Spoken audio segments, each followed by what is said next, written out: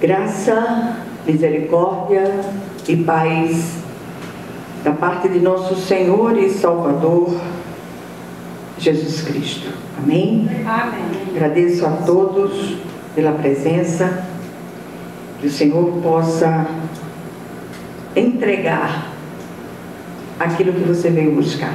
Amém. Amém? Vamos abrir nossa Bíblia na Epístola aos Hebreus, capítulo 12, e nós vamos ler do verso 1 até o 3. Hebreus 12, de 1 a 3, diz assim a palavra do Senhor: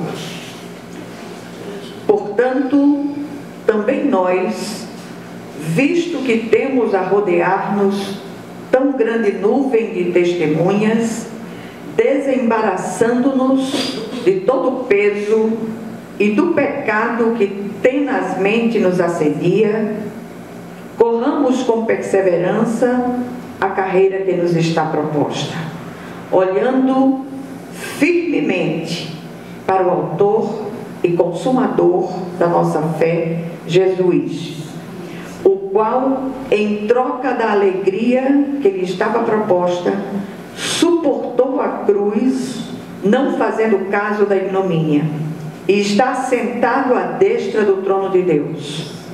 Considerai, pois, atentamente aquele que suportou tamanha oposição dos pecadores contra si mesmo, para que não vos fatigueis desmaiando em vossa alma.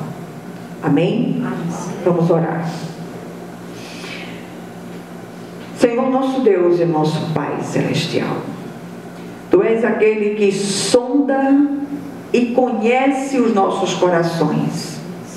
Antes mesmo que a palavra chegue aos nossos lábios, Tu a conheces, Senhor.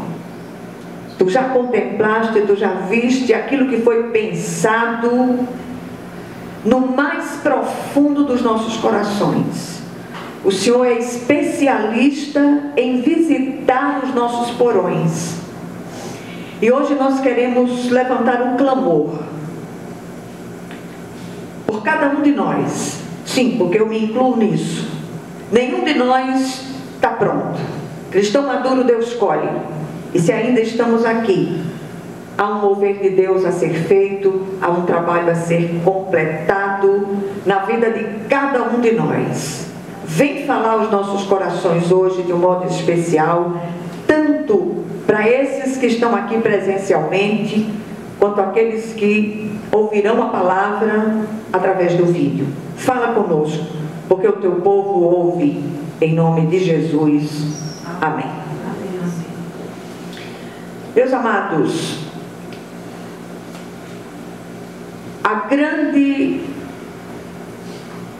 o grande título, a grande mensagem para hoje é que só os que perseveram alcançam a vitória. Nós vivemos um tempo em que as pessoas desistem de absolutamente tudo com muita facilidade, especialmente no que diz respeito aos relacionamentos em todos os níveis, no meio das famílias, relacionamentos conjugais, enfim. Há uma inclinação à desistência gerada no inferno.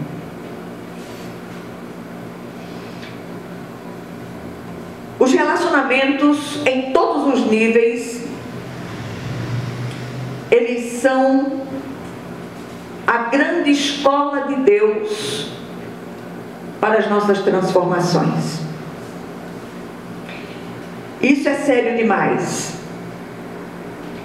O texto lido continua seguindo a trilha do capítulo 11 dessa mesma epístola, que fala sobre fé, traz aquela grande e rica galeria dos heróis da fé, muito conhecida de todos nós.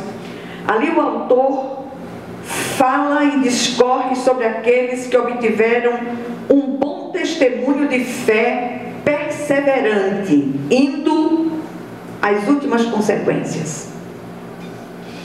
Muitos lugares, chamados de igrejas, têm investido no que eles chamam de fé de resultados. E invariavelmente, quando se fala de fé de resultados, fala-se com vistas a coisas materiais, a bens transitórios. E nenhum de nós veio armar tenda nessa terra. Por mais bens materiais que você tenha, você vai embora, fica tudo. Então, a nossa grande chamada hoje é para que nós investamos nos bens eternos, nos tesouros que precisam estar colocados na casa de papai, nos céus. Ouvimos do apóstolo Paulo em Romanos 12:3 que o Senhor repartiu uma medida de fé com cada um de nós. Já partimos do princípio aqui de que todos nós temos uma medida de fé. Cabe a nós agora cuidar desta semente, adubando-a com a palavra de Deus, regando-a muitas vezes com as nossas lágrimas, para que ela se torne frutífera. A fé é, além de um dom, também um aspecto do fruto do Espírito, e como tal, se desenvolve em situação adversa. Nunca as famílias sofreram tantas investidas do adversário como no nosso tempo. Muitos filhos de Deus, como diz o texto da música, que até corriam bem do Senhor longe, agora estão. E muitos daqueles que se distanciaram do Senhor, mas com os quais o Senhor tem um propósito, voltarão para Jesus, ou o Senhor os guardará, mas não permitirá que se percam. Isso é sério demais. De Deus não se zomba. Somos colocados em circunstâncias nas quais a nossa fé é treinada a confiar naquele que existe e se torna galardoador dos que o buscam. Qual o objetivo deste treinamento? Até que aquela medida inicial de fé se torne uma certeza inabalável daquilo que esperamos. Uma firme convicção de fatos que ainda não são vistos com os olhos humanos, ou ainda não eram vistos com os olhos humanos, mas passam a ser vistos com os olhos humanos. De repente, aquelas pessoas que estão no seu ambiente de trabalho precisam ler em você a mensagem do Evangelho. Nem sempre aqueles que estão ao nosso redor, eles têm acesso e facilidade de ler uma Bíblia. Mas nós temos a responsabilidade de sermos Bíblias andantes. E isso será cobrado de nós. Isso é sério demais. O texto lido no início traz algumas instruções que eu queria partilhar com vocês quanto ao exercício dessa fé viva. Primeira instrução: olhemos para os que ousaram crer antes de nós. Somos chamados pelo autor da epístola a olhar para a grande nuvem de testemunhas dos chamados heróis da fé, do capítulo anterior, do capítulo 11, que eram homens e mulheres dos quais o mundo não era digno. E eu vou pedir licença a vocês para ler um texto um pouquinho longo. Hebreus 11, de 33 a 38, diz o seguinte: os quais pela fé conquistaram reinos, praticaram a justiça, alcançaram o cumprimento de promessas, fecharam a boca de leões, apagaram o poder do fogo e escaparam do fio da espada. Da fraqueza tiraram força, tornaram-se poderosos na batalha e puseram em fuga exércitos estrangeiros. Houve mulheres que pela ressurreição tiveram de volta os seus filhos mortos. Alguns foram torturados e recusaram ser libertados para poderem alcançar uma ressurreição superior. Outros enfrentaram zombaria e açoites. Outros ainda foram acorrentados e colocados na prisão, apedrejados, cerrados ao meio, postos à prova, mortos ao fio da espada, andaram errantes, vestidos de pele de ovelhas e de cabras, necessitados, aflitos e maltratados. O mundo não era digno deles. Vagaram pelos desertos e montes, pelas cavernas e grutas. Esses não desistiram da sua fé. E quando nós lemos o capítulo 11 da Epístola aos Hebreus, nós coramos de vergonha, ou deveríamos corar de vergonha, pelas nossas posturas de fé capengas.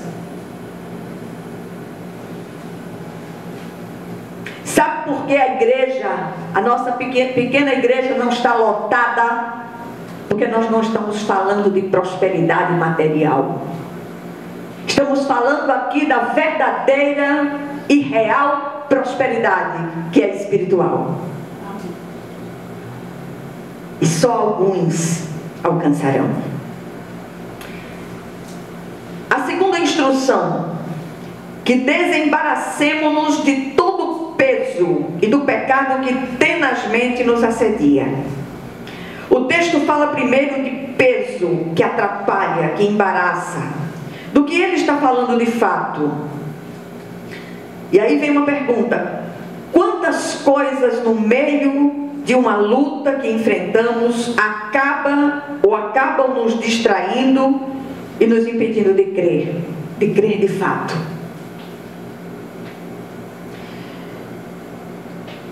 São conselhos, práticas, inclinações, pensamentos que têm confundido o nosso foco.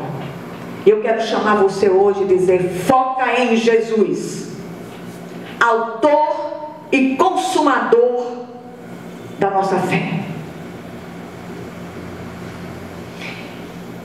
Depois o texto fala de pecado, não apenas os pecados específicos, mas da nossa própria pecaminosidade. Que estejamos atentos em meio às nossas lutas. Pecados precisam ser confessados e abandonados para que alcancemos misericórdia. Isso é sério demais. E eu repito, nenhum de nós, e eu me incluo nisso, eu sou a primeira da fila, nenhum de nós está pronto. Estamos todos em obras. Doidinha para ficar pronta estou eu. Isso é sério demais. Muitas vezes eu vejo homens e mulheres de Deus que já deveriam ser mestres, mas continuam no ABC da fé, na cartilha da fé. Cresçamos na graça e no conhecimento de Deus. Jesus está às portas. A terceira coisa, ou a terceira instrução: corramos com perseverança a carreira proposta. Não podemos deixar que nada impeça, distraia ou nos embarace na corrida da fé. E eu repito, muitos que até corriam bem, do Senhor longe agora estão. E tem uma tendência maligna no meio do povo de Deus, tendência que foi aprendida no inferno, de achar tudo normal.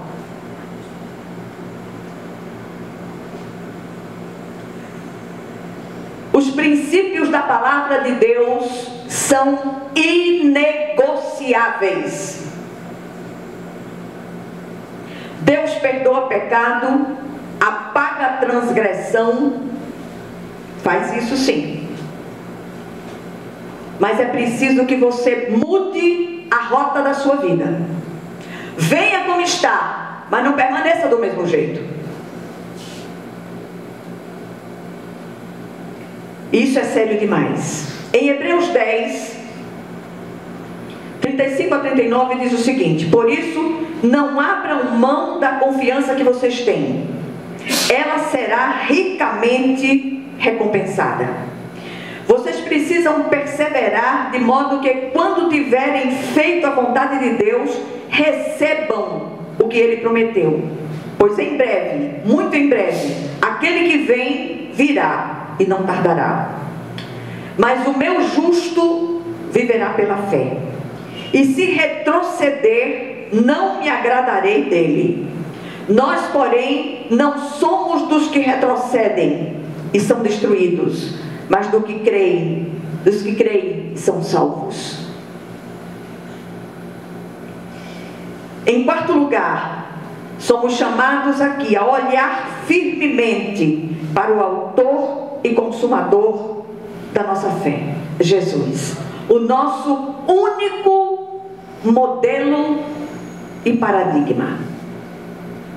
O nosso modelo não é as pessoas que estão à nossa volta, não é o nosso pastor, nossa pastora, nosso professor de escola dominical, não, é Jesus. Porque nós todos estamos em obras.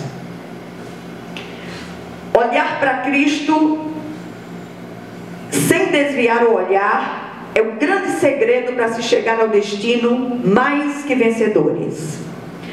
Quando focamos nele, estamos prontos para viver ou morrer para a sua exclusiva glória. Hebreus 10, 23 diz: apeguemo-nos com firmeza à esperança que professamos, pois aquele que prometeu é fiel. Moisés permaneceu firme, como quem vê aquele que é invisível. Peçamos ao Senhor que abra os olhos do nosso entendimento, para que amadureçamos na fé e no conhecimento de Deus. Em quinto lugar, consideremos os sofrimentos do Cristo para não esmorecermos em nossas próprias lutas. Eu nunca vi tanto crente reclamão como no nosso tempo.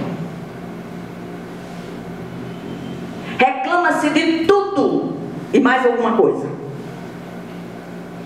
O Senhor Jesus é o autor e consumador de nossa fé. E eu repito, é o nosso verdadeiro e único modelo a ser seguido. O discípulo não está acima do seu mestre, nem o servo acima do seu senhor. Basta o discípulo ser como seu mestre e ao servo como seu senhor. Disse Jesus em Mateus 10, 24 e 25.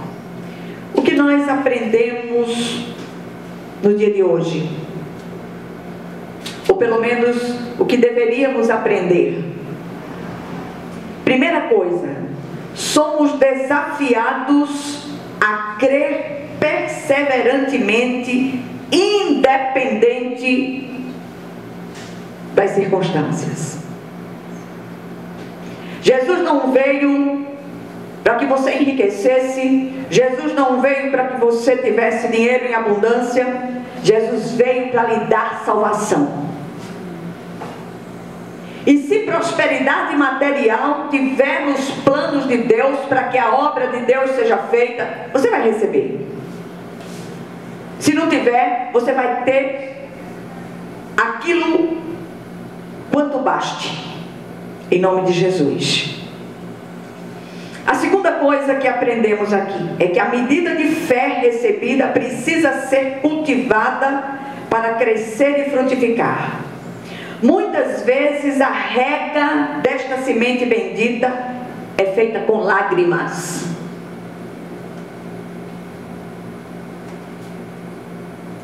Às vezes a situação, o estreito está tão estreito que você tem que fazer feito aquela música, é de ladinho que eu te acho. Você já viu uma música dessa? Que o estreito era tão estreito que você tem que andar de lado. Pois é, muitas vezes é assim. Mas o Senhor requer de nós perseverança. Não desista. Continue crendo, apesar de todos os pesares. Você há de ver a glória de Deus descer poderosamente. Devemos procurar nos desembaraçar de tudo que impeça esse crescimento. Em último lugar, devemos olhar para Cristo, focar nele e, sobretudo, considerar seus sofrimentos cada vez que tendermos a esmorecer. Que a graça assista a cada um de vocês que estão ouvindo hoje essa palavra de vida eterna. Que essa palavra gere vida em seus corações. Em nome de Jesus. Amém. Glória a Deus. Vamos nos preparar para a ceia do Senhor.